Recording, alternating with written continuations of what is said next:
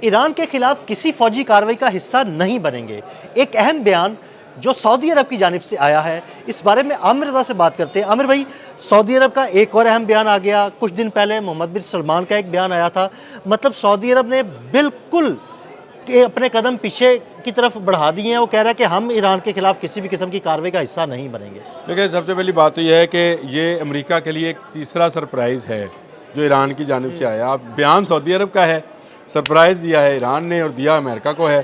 امریکہ یہ سمجھتا ہے کہ سعودی عرب اس کا طفیلی ملک ہے، یعنی وہ ایک ایسا ملک ہے جس میں وہ جب چاہے جہاں چاہے اس کی سرزمین استعمال کر سکتا ہے، تو یہ اس کی خام خیالی ہے۔ اور سعودی عرب کا واضح اعلان آپ نے خود بھی ذکر کر دیا کہ شہزادہ محمد بن سلمان نے جو ہے پہلے کہا تھا، اور انہوں نے مسعود پزشکیان کے ساتھ بات بھی کی تھی کہ ہم اپنی سرزمین استعمال نہیں ہونے دیں گے۔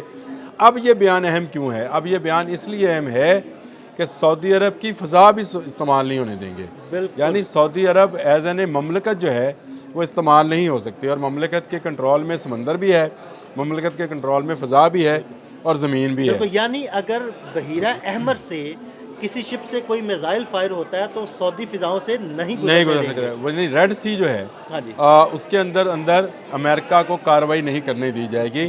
اس کا صاف مطلب ہے، یہ سرپرائز ہے ایران کی جانب سے۔ امریکہ یہ سمجھتا ہے کہ مڈل ایسٹ کے اندر اس کا اگر کوئی ملک میں جو ہے ان ممالک جو ہیں ان پر اس کا حکم چلتا ہے۔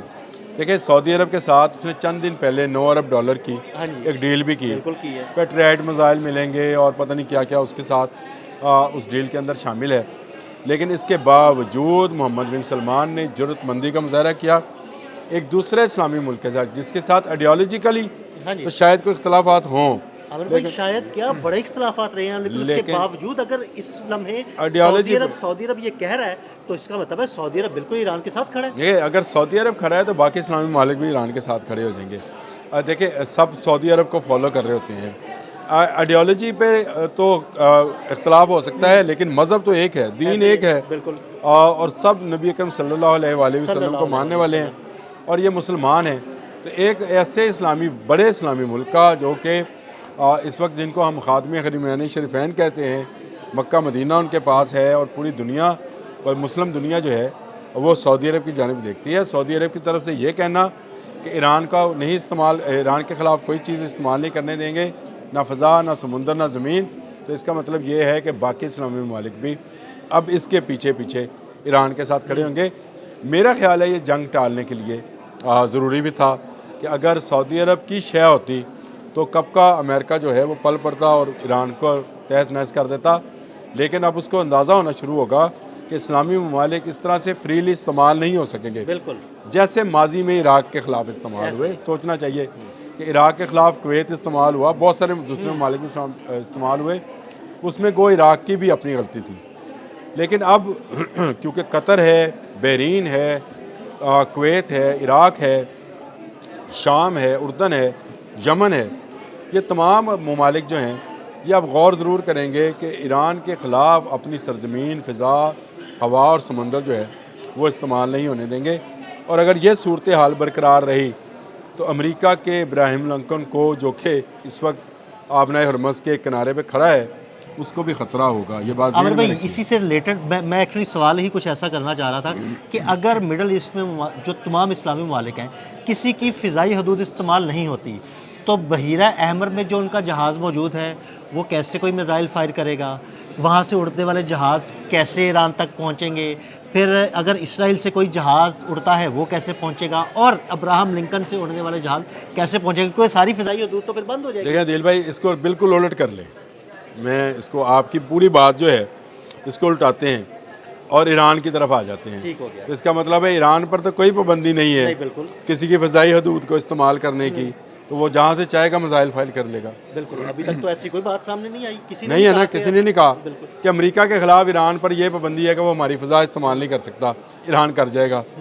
اور اس سے سب سے بڑا خطرہ جو ہے وہ اسرائیل کو ہوگا۔ یہ بات ذہن میں رکھیے گا کہ اسلامی ممالک اگر اپنی فضا استعمال نہیں ہونے دیں گے تو اسرائیل کے ہاتھ بندھیں گے، ایران کے نہیں۔ میں یہ آپ کو پوائنٹ دینا چاہ رہا تھا کہ جو میزائل پروگرام ہے ایران کا، وہ بہت مضبوط پروگرام ہے۔ اس کے لیے جو انٹرسیپٹر یوز ہوتے تھے وہ زمینی انٹرسیپٹرز ہیں۔ اسرائیل کے ارد گرد جو ہے مختلف ممالک میں اڈے ہیں اور وہاں پر انٹرسیپٹرز موجود ہیں، اگر وہ ان کو استعمال کرنے کی اجازت نہیں دیتے ہیں تو امریکہ ان کی مخالفت لے گا اگر استعمال کرے گا تو، اور اگر مخالفت لے گا تو ایران کے پاس ایک اچھا بہانہ ہے تمام اسلامی دنیا کو اکٹھا کرے، اور اکٹھا کرنے کے بعد امریکہ جیسے اور اسرائیل جیسے ممالک سے اسلامی دنیا کی جان چھڑوائے۔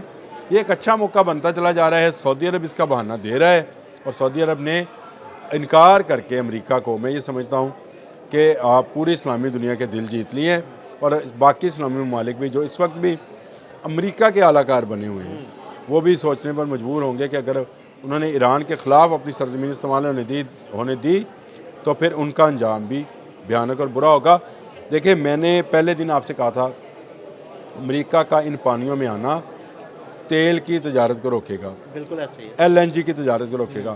25% تیل اور 20% ایل این جی جو ہے اسی راستے سے گزر کر دنیا میں جاتی ہے، اس کا فائدہ کون اٹھاتا ہے؟ سعودی عرب، قطر، کویت، بحرین، یہی ممالک ہے ایسے جی۔ ہی ہے۔ ان ممالک پہ اگر یہ پابندی لگتی ہے کہ وہ اپنا تیل یہاں سے گزار نہیں پاتے ہیں، جو کہ ایران کے ہاتھ میں ہے کہ آپ نئے ہرمز بند کرنا چاہے تو وہ بند کر کر دے، دے تو ختم ہوگی تجارت۔ وہ اور بھی بند کرے، وہ خلیج فارس بھی بند کر بالکل سکتا ہے۔ ایسے تو آپ کی اگر تیل کی تجارت بند ہوتی ہے اور آپ کی ایل این جی بند ہوتی ہے تو آپ کو تو آپ روڈ پہ آ جائیں گے۔ یہ تمام ممالک کی سوچ ہے، اس لیے تمام کے تمام ممالک اس جنگ کے خلاف ہیں۔ وہ اسلامی ممالک جو ایران کے ارد گرد ہیں، ایک تو ایران کی قوت سے خائف ہیں کہ ایران جو ہے اس نے پہلے بھی میزائل گرا کر اپنے آپ کو اپنی قوت ثابت کی بالکل تھی، ایسے ہی۔ اب بھی وہ میزائل گرا سکتا ہے۔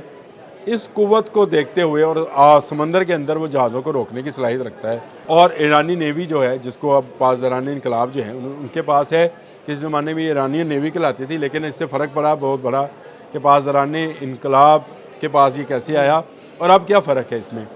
یہ بھی سوچنے والی بات ہے کہ انقلاب اور ایران میں جو فرق ہے اس کو بھی ذرا سمجھیں کہ ان سمندروں میں اگر ایران محفوظ نہیں ہے تو پھر کوئی مڈل ایسٹ کی کنٹری محفوظ نہیں ہے۔ اس کو دیکھتے ہوئے سعودی عرب نے یہ بیان دیا ہے، اور سعودی عرب کا یہ بیان جو ہے میں سمجھتا ہوں کہ امریکہ کو اس جنگ میں کمزور کرے گا۔